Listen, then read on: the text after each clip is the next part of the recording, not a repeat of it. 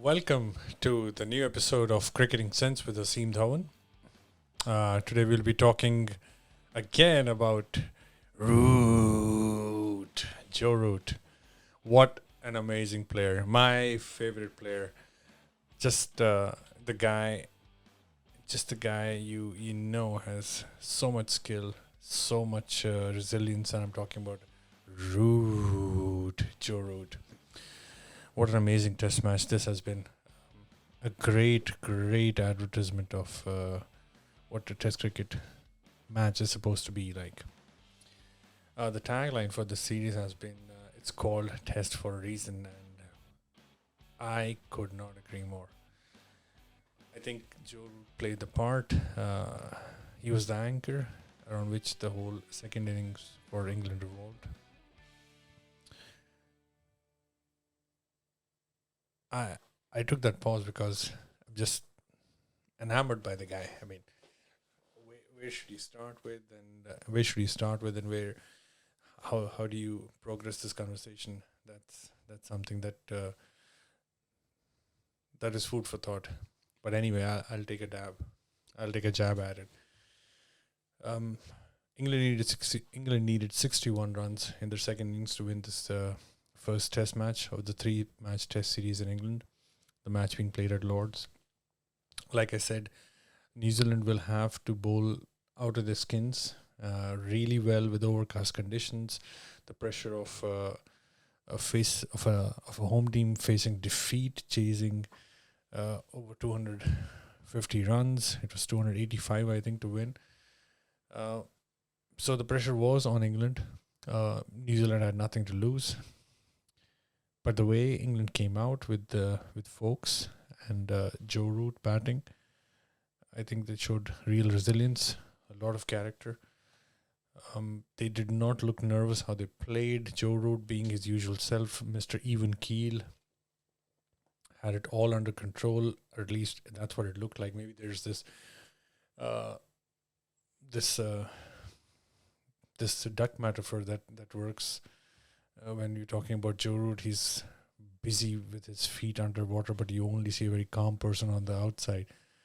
But nevertheless, it's just such an inspiration, this guy, Joe Root. Amazing player. He kept tapping singles on the third man region. Never missed an opportunity for runs. Did some quick running, which is absolutely important, rotated strike. Did not only look for fours, did not aim to do those high risk, break the shackles shots. Taking that approach would have put the team at risk, put his wicket at risk, which is something England did not want at all.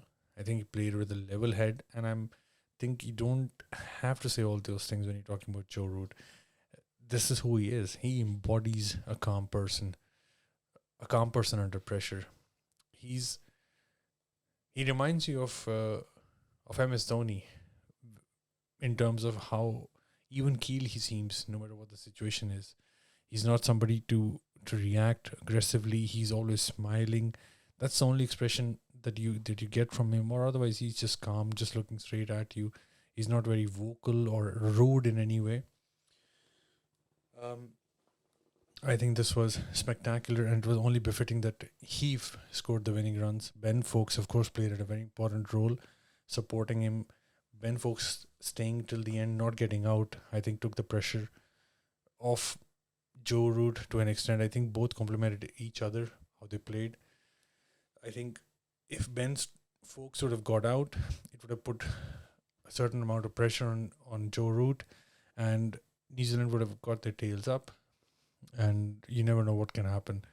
Wickets can fall in a flurry, like it happened with New Zealand when Broad induced those 3 wickets, one of them being run out within 3 balls. So you cannot take anything away from Ben Foakes, though he played a smaller innings compared to the amount of runs that Joe Root scored. I think his innings was equally vital. And you need role players like him. At least in this game, he did play his role. He was not the main focus. And I think he realized what his job was. not being overly aggressive, waiting for the right ball to score runs. And whenever he could take those runs, whenever he could take those singles, he went for it. There was no hesitation of any sort. If there were two to be taken, they did. And I think the calling was very clear, which is such a good example for anyone watching or trying to learn cricket. You have to take the first run fast, which they did always, and you always have the option to decide and not to, instead of being in a position where two runs are possible, but the fact that you've taken the first run so slow or casually that the second run is just out of the question, or is such a risky maneuver that it could only hurt your chances of staying alive at the wicket. I just absolutely loved it. I think England deserves a victory after when you have a amazing second session. I don't know what session. I think it was probably the second session in on the third day when they took all those wickets. So, or probably was it first? Yeah, never mind. Doesn't really matter. But yeah, the English spell was excellent. I think it was probably the first session on the third day. Yeah. I think they did their job really well. They stuck to their guns. They knew what they wanted. They did not want to lose the first test match. And I think most importantly, Ben Stokes did not want to lose the first test match as a captain after he had put his weight behind the likes of James Anderson and Stuart Broad, and they had performed well. So it's only befitting that, you as a captain would want the team to click, knowing that you've got all the personnel that you wanted, and now you end up losing because of some kind of catastrophic failure as a batting unit. That's not something you want, because the bowlers did their job. They really did for England, and well, they did the same thing for New Zealand as well. Just that New Zealand, I think, maybe relented when they started the third day. Whether it was, it's definitely not intentional, but I think something has got to give. Somebody does take the pressure off the pedal, and that's how the game goes. You end up on the losing side sometimes, but lots to learn. I'm sure New Zealand will bounce back, so I'm rooting for both teams because this seems to be headed towards a very interesting finale when the third test arrives. I hope there's a result in the second game as well. If New Zealand does win the second test match, oh my God, this would be amazing towards the third test match, because then both teams would have an equal stake at winning the championship. So, just very keen what happens. Now, I was musing over this idea of Joe Root and Virat Kohli today when I was taking a walk with my son, and I was just thinking, under these current scenario, who would you want to be batting for your life? Would it be Virat Kohli? He's just an amazing player, just top of the food chain, elite hunter. Or do you want an equally good player, but who's calmer, like Joe Root? No problems with techniques in both guys. I think I would choose Joe Root. I've got my reasons. The fact that Joe Root does not show much emotion when he bats favors him when there's an attacking opposition and they're getting in your face. So I would rather be going for a guy like him. Like a lot of people would put their money on somebody like Sachin Tendulkar or Brian Lara or MS Dhoni for that matter, because they are aware of what they're doing, they're focused, they are not perturbed by the external noise.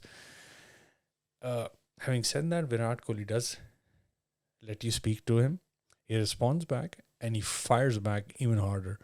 But there's a certain amount of risk involved with that.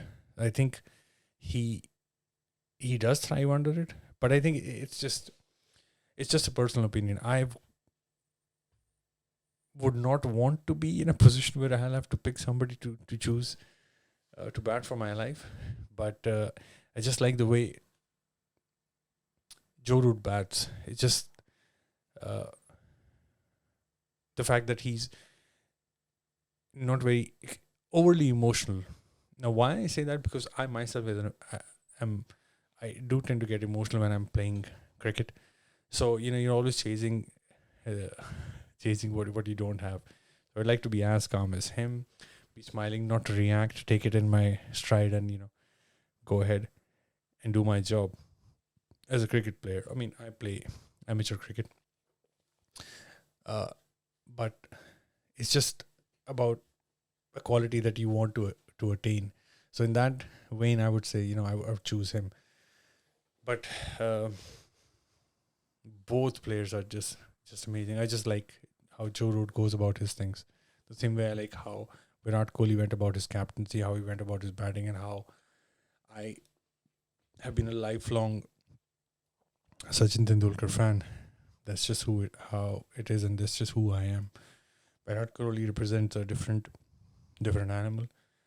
He represents a modern Indian player who wears his emotions on his sleeves and performs, gives it back to you as good or even better or worse, depending on what side you're on of the receiving end.